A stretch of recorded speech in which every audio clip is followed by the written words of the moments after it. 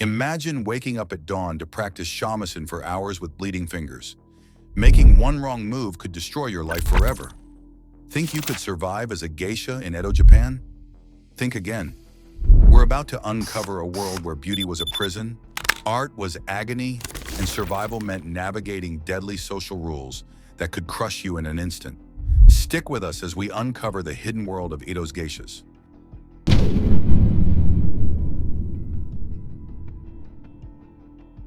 Let's shatter the myths right now. Forget everything Hollywood taught you about geishas. These weren't exotic entertainers or courtesans lounging in silk. They were highly trained artists trapped in a brutal system that demanded perfection. A true geisha in Edo, Japan was a walking work of art. She mastered shamisen, koto, dancing, singing, tea ceremony, flower arrangement, poetry, and conversation. But here's what they don't tell you. This mastery came at a devastating cost. Picture this. Years of training starting as young as 6 years old. Your childhood stolen, your fingers raw from endless practice, your body aching from hours of precise movements. One mistake during training? Severe punishment? Fail to please a patron? Financial ruin. The word geisha literally means art person, but we might as well call them suffering person. Because in Edo's floating world, the ukiyo, survival meant enduring pain with a painted smile. These women weren't just entertainers. They were living symbols of Japanese culture, walking advertisements for their tea houses, and prisoners of a system that valued their beauty and skills while crushing their spirits. The elegant kimono, a beautiful cage, the white makeup, a mask hiding tears.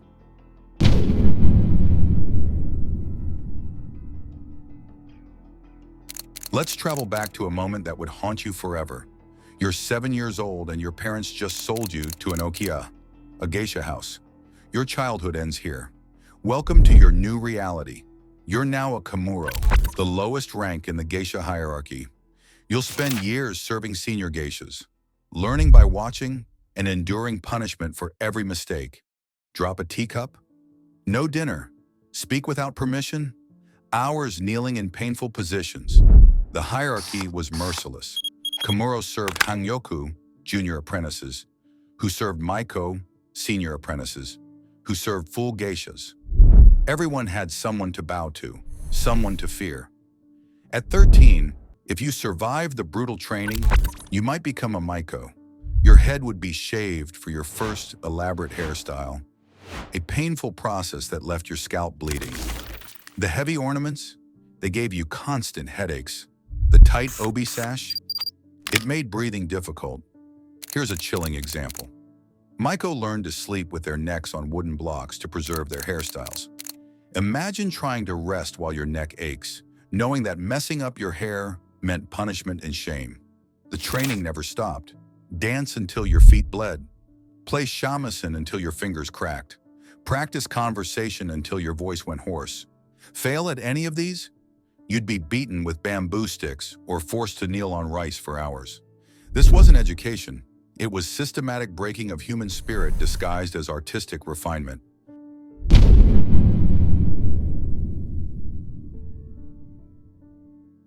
Dawn breaks over Edo, and your day begins with agony.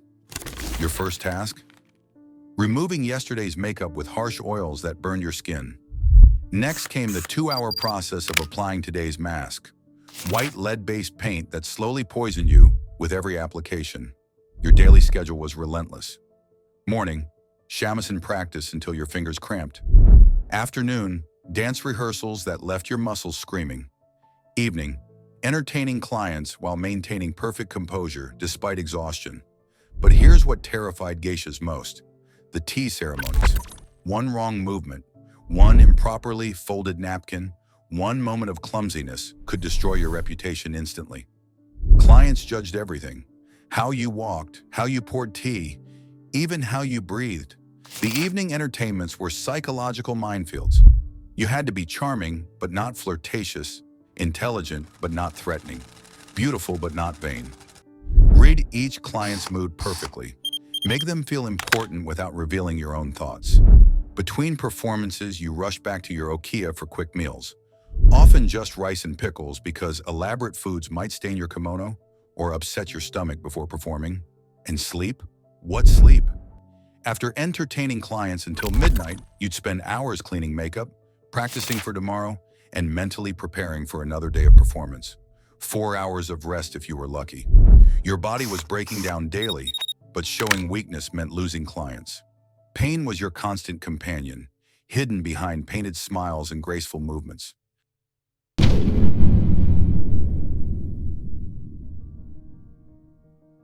Now we enter the most dangerous territory, the unspoken rules that could destroy you. In Edo Japan, a geisha's survival depended on navigating social landmines that exploded without warning. Rule number 1, never refuse a client, ever. Doesn't matter if they're drunk, abusive, or demanding impossible things. Refusing meant losing face for your okiya, and that meant punishment you couldn't imagine. Rule number 2, absolute discretion. Wealthy merchants and samurai shared their secrets during entertainments. Repeat one word outside those walls, you'd disappear. Powerful men had ways of making problems vanish, and you were just a problem if you talked. The political dangers were terrifying. During the late Edo period, anti-foreign sentiment was rising. Entertain the wrong foreign diplomat? You're a traitor. Refuse to entertain them? You're disobedient. There was no safe choice. Here's what kept geishas awake at night: the debt system. Your okiya owned you until you paid back every penny spent on your training, clothes, makeup, and food. But they controlled your earnings. Most geishas never escaped debt, trapped forever in a system designed to keep them enslaved. Romantic relationships were forbidden but expected. Confused? You should be. Clients wanted the illusion of romance without the reality. Fall in love with a client? Scandal? Refuse romantic advances? Rejection? Show too much affection? Inappropriate? Show too little? Cold. The clothing rules alone could kill you. Kimono cost fortunes, but wearing the same one twice to important events brought shame. The fabrics were so expensive that one stained garment could mean months of extra debt. And the seasonal rules? Wear the wrong color for the season, and you'd be mocked throughout Edo. Fashion wasn't fun, it was survival.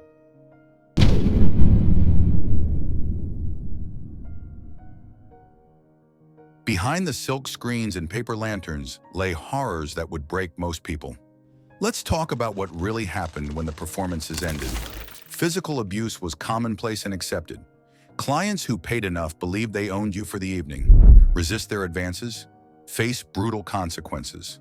The okiya owners rarely protected their geishas. Income mattered more than safety. The health consequences were devastating. Lead-based makeup caused brain damage and skin diseases. Tight clothing damaged internal organs. Constant kneeling destroyed joints. Many geishas developed respiratory problems from performing in smoke-filled rooms. Mental health? The concept barely existed, but the suffering was real. Imagine living every moment as a performance, never being allowed to show your true self. The isolation was crushing. You lived with other geishas, but competed against them for clients and survival. Here's a story that haunts historians. In 1854, a 15-year-old Maiko named Kiku tried to escape her okiya. She was caught, brought back, and beaten so severely she couldn't perform for months. The debt from her missed work meant she'd never earn freedom. She was found dead in her room 3 years later, officially from illness, but everyone knew the truth. Suicide wasn't uncommon.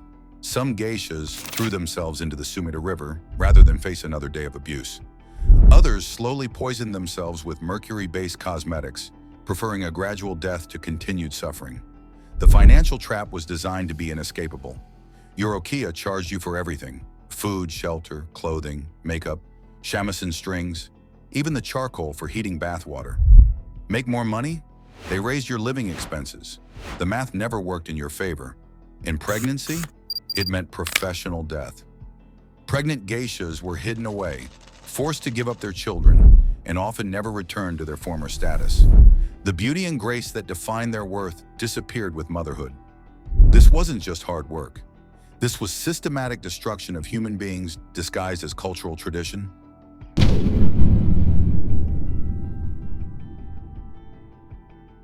Today, we romanticize the geisha world through movies and novels. But would you trade places with them? The answer should terrify you. Modern geishas exist, but their world is vastly different. They choose their profession, control their earnings, and have legal protections.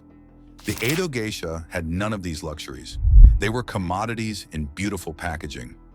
What's fascinating is how we've transformed their suffering into art. We admire their discipline, their dedication, their grace under pressure. But we forget they had no choice in developing these qualities. Their perfection came from terror, not passion. The cultural impact remains enormous. Japanese concepts of beauty, hospitality, and artistic refinement all trace back to geisha traditions. But at what cost? How many lives were destroyed to create these standards? Here's what's truly disturbing. Similar systems of exploitation existed worldwide. From Chinese courtesans to European salon hostesses, societies have always found ways to trap women in cycles of beauty, performance, and suffering. The Edo geisha system finally collapsed during the Meiji Restoration in 1868, when Japan opened to the West. Ironically, foreign influence, which many geishas feared would destroy them, actually freed them from centuries of tradition that had enslaved them. Today's Japan honors its geisha heritage while acknowledging the darker truths. Museums display the beautiful kimonos and elegant hair ornaments, but they also tell stories of the women who wore them, their struggles, their pain, and their incredible resilience. We can appreciate the artistry while mourning the artists who suffered to create it. So could you have survived as a geisha in Edo Japan? After this journey through their hidden world, you know the answer. The beauty was real, but so was the horror. These women endured unimaginable hardships to preserve traditions that imprisoned them. Their survival came at costs we can barely comprehend. If you enjoyed this journey into Edo Japan, hit subscribe and join us as we explore more forgotten worlds where survival meant everything.